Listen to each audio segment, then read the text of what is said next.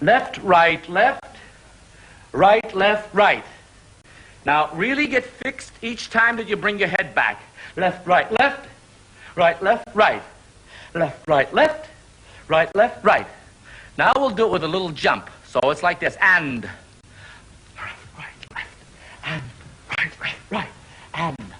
Left, right. This aging face upon a youthful body belongs to Vito, perhaps the oldest, most lucid hippie.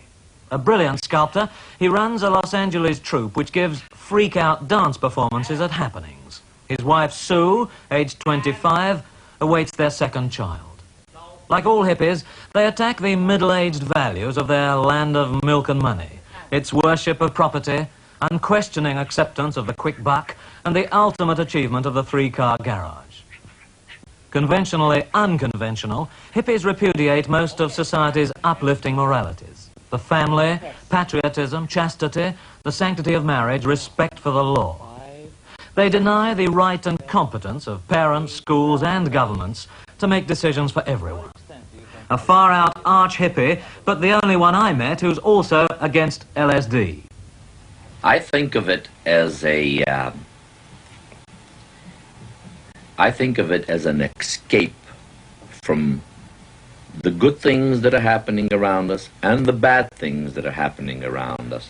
So most of us need to get away from the bad things that are happening around us.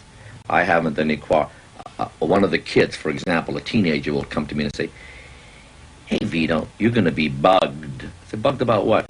She says, "I got loaded on some LSD last night. I got wasted on some LSD last night." They say so themselves. Listen to them. They'll tell you what's happening behind that stuff. They use words like wasted, you know, I fell out behind some LSD.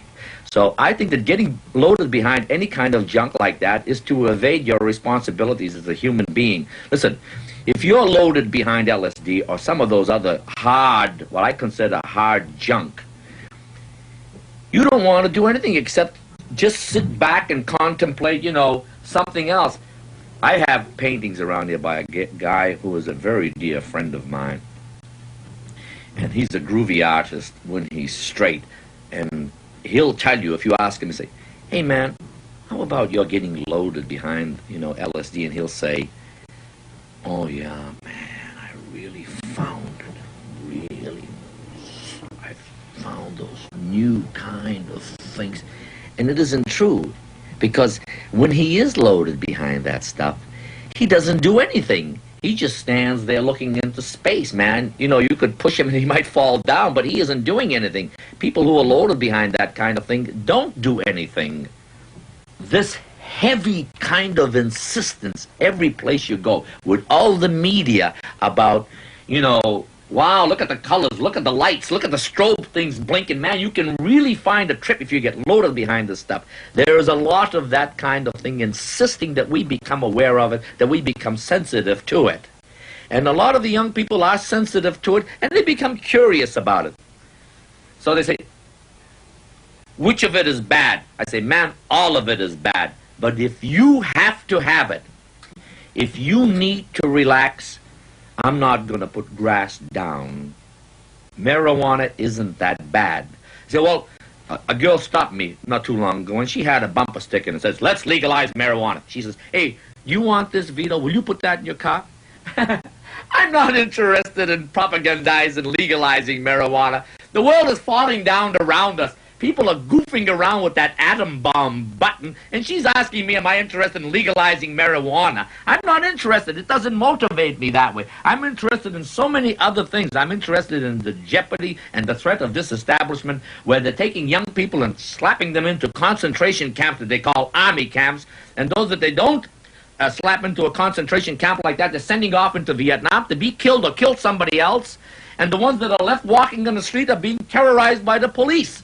This is the culture, you know. And the kid says, "No, baby, are you out of your mind? Forget about it. I'm going to find something that's going to make me nice and rosy and zonk me out, and I'm going to sit down on the floor someplace where it's not too cold, and I'm just going to get wiped out and stay wiped out, baby, and nothing's going to get through to me."